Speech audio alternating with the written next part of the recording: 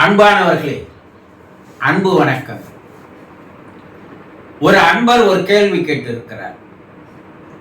குருஜி, இறந்தவரிடம் நம்முடைய மன வேதனைகளை எடுத்து கூறினால் அவர் கேட்பாரா என்று கேட்டிருக்கிறார். அவர் குடும்பத்தில் யாரோ ஒருவர் தாயோ தந்தையோ இறந்து போயிருக்கிறார், கணவனோ மனைவியோ இறந்து போயிருக்கிறார்கள். இறந்து சில நாட்கள் ஆகிறது, ஒரு மாதம் ஆயிருக்கலாம். அவர் கேள்வி கேட்கின்ற தோரணையிலிருந்து தெரிகிறது, ஒரு மாதமோ 2 மாதமோ ஆகியிருக்கும். இப்ப அவர் பிரிஞ்சதுனால, அவர் இல்லாது போனதால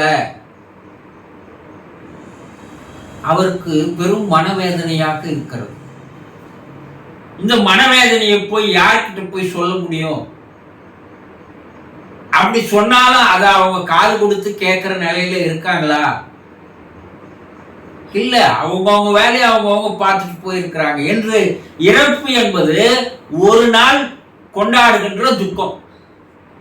அதுல நம்ம சொந்தக்காரன், உறவினர், அக்கம் பக்கத்தவங்க எல்லாம் வந்தாங்கன்னா அந்த இறப்பு நடக்கின்ற, அந்த உடலை எடுத்து போகின்ற நேரங்கள் மட்டும்தான் இருப்பாங்க. அதுக்கப்புறம் அவங்கவுங்க வேலையை பார்த்துட்டு போயிடுவாங்க. குடும்பத்தில் இருக்கிறவங்க கிட்ட சொல்லலாம்னா அவங்களும் வேதனையில் தான் இருக்கிறாங்க. நம்ம வேதனையை அவங்க கிட்ட எப்படி போய் சொல்ல முடியும்? இல்லை, நண்பர்கள் உறவினர்கள் காது கொடுத்து கேட்கின்ற நிலையிலும் இன்னைக்கு இல்லை. உலகம் அப்படி போயின்னு இருக்கு.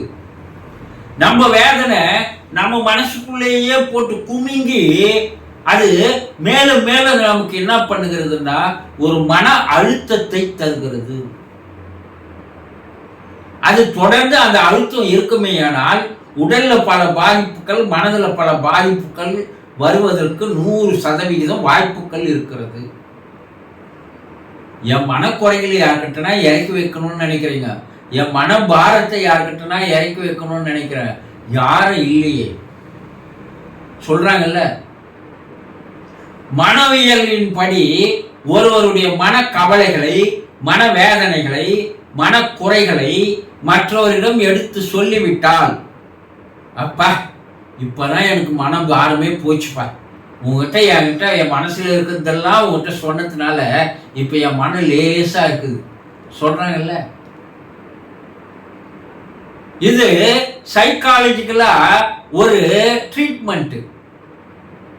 இதெல்லாம் மனநோய் மருத்துவர்கள் என்ன பண்ணுவாங்க, உன் மனசுல இருக்கிறதெல்லாம் சொல்லு, நான் கேட்கிறேன், உனக்கு என்ன கஷ்டம் சொல்லு.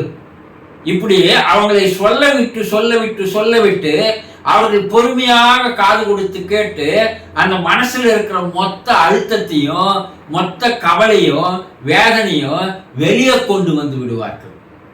இது ஒரு ட்ரீட்மெண்ட். ஆனா நம்ம மனநோய் டாக்டர் கிட்ட போற நிலையில இல்ல. போனா நம்மளை சுத்தி இருக்கிறவனா நினைப்பான், வேற மாதிரி நினைப்பான். அப்போ என்னுடைய மனவேதனையை நான் யாரிடம் பகிர்ந்து கொள்வது?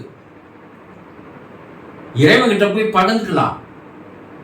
ஆனா நமக்கு அது பழக்கம் இல்லையே.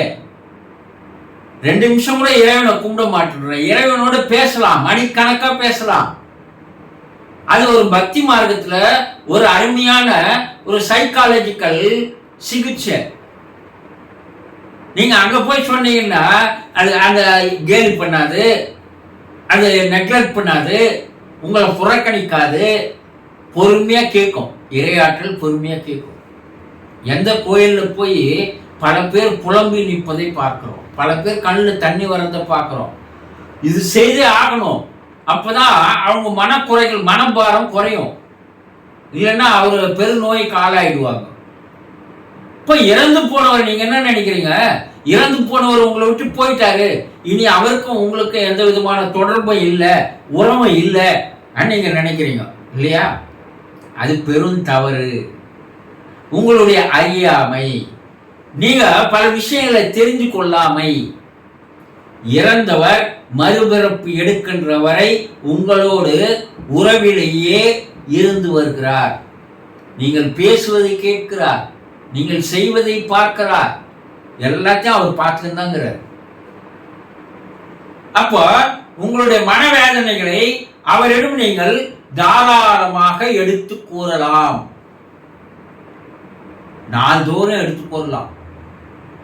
அவர்கள் பொறுமையாக கேட்கிறார்கள். எப்படி கேட்கிறாங்க? கடவுள் எப்படி கேட்கிறாரு? கோயிலுக்கு போறீங்க, கோயில்ல நீங்க தனியா கருவறையை பார்த்து, பல பேர் பார்த்துருப்பீங்க, அவங்க பாட்டுக்கு கருவறையை பார்த்து நின்று ஏதோ அவங்களுக்கு தனக்குத்தானே பேசின்னு இருப்பாங்க. யாருக்கிட்ட? இறைவன்கிட்ட பேசின்னு இருப்பாங்க. அவங்களுடைய மனக்குறைகள் எல்லாம் எடுத்து வைப்பாங்க இல்லையா? அப்ப இறைவன் கேட்கிறாருன்ற நம்பிக்கையில தானே நீங்க அதெல்லாம் செய்றீங்க. அதே போலத்தான் ஆன்மாவானது, இறந்தவருடைய ஆன்மாவானது, ஆத்மாவானது, ஆவியானது இருந்து கொண்டிருக்கிறது. உங்க கண்ணுக்கு தெரியாது. அது வேறொரு ரூபத்தில் வாழ்ந்து வருகிறது. ஆனா அந்த ஆன்மாவிற்கு கேட்கின்ற சக்தி, பார்க்கின்ற சக்தி, பேசுகின்ற சக்தி, அந்த 3 புலன்கள் வேலை செய்கிறது என்பதை இன்றைய ஆவி உலக ஆராய்ச்சிகள் கண்டுபிடித்து தெளிவாக கூறுகிறார்கள். அப்ப நீங்கள் தினந்தோறும் உங்களுடைய வேதனைகளை, அவருடைய பிரிவை தாங்க முடியல, அவருடைய இழப்பை தாங்க முடியல, எல்லா பிரச்சனையும் என்கிட்ட விட்டுட்டு நீங்க போயிட்டீங்க, இந்த பிரச்சனையை நான் எப்படி தாங்குவது, இந்த குடும்பத்தை நான் எப்படி நடத்துவது, இந்த பிள்ளைகளை வளர்த்து எப்படி பெரிய ஆளாக்குவது, இந்த பிள்ளைகளை எப்படி நான் படிக்க வைப்பது, இப்படி எவ்வளோ வேதனைகள் இருக்கும் இல்லையா? அந்த வேதனைகளை நீங்கள் அவர்களோடு தாராளமாக எடுத்து கூறலாம். அப்படி கூறதுனால என்னன்னா, ஒண்ணு உங்களுடைய மன அழுத்தம், உங்களுடைய மனபாரம் குறைகிறது. அப்போ ஒரு தெளிவான சிந்தனை உங்களுக்கு வர ஆரம்பிக்கிறது. இரண்டாவது, அதை கேட்கின்ற அவர் உங்களுடைய மனவேதனைகளை தீர்க்கின்ற வகையிலே பல சூழ்நிலைகளை, சந்தர்ப்பங்களை, வாய்ப்புகளை யாரோ ஒருவருடைய ரூபம் மூலமாக உங்களுக்கு அதை ஏற்படுத்தி தருகிறார். உங்களுடைய வேதனைகளை குறைக்கிறார், உங்களுடைய பிரச்சனைகளை தீர்க்கிறார் என்பது 100% நிரூபிக்கப்பட்டு இருக்கின்ற உண்மைகள். அது நம்ம நாட்டில் தெரியல, வெளிநாடுகளில் பல ஆராய்ச்சிகள் நடக்கிறது, பல ஆய்வு அறிக்கைகள் வெளிவருகிறது, பல லட்சக்கணக்கான புத்தகங்கள் வெளிவருகிறது. நம்ம பேசுறது அவங்க கேட்கிறாங்க, பொறுமையா கேட்கிறாங்க, கேட்டுக்கொண்டு நமக்கு நல்லதை செய்கிறார்கள் என்று ஆராய்ச்சியுடைய முடிவுகள் வருகிறது. இதனால்தான் நம்ம முன்னோர்கள் அவர்களை மாதம் ஒரு முறையாவது, அமாவாசை என்றாவது அவர்களை நீங்கள் நினைத்து பார்க்க வேண்டும் என்பதற்காக தான் சில சடங்குகளை வைத்தார்கள், படையல் முறைகளை வைத்தார்கள். பல்வேறு கதைகளில் கூறப்பட்டிருப்பது கூட, பேசுபவர்கள், இறந்து போனவர்களோடு பேசுபவர்கள், அந்த இறந்து போன ஆத்மாவானது அவருக்கு பல உதவிகளை செய்திருக்கிறது என்பதை எடுத்து கூறுகிறார்கள். பல விஷயங்கள் வெளிவருகிறது. ஆக முதலில் உங்களுக்கு தேவை நம்பிக்கை. அவர் இருக்கிறார்.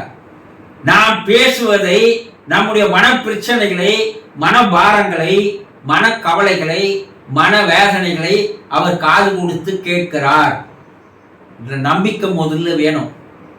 இரண்டாவது, நீங்கள் மனம் விட்டு அவரோடு பேச வேண்டும்.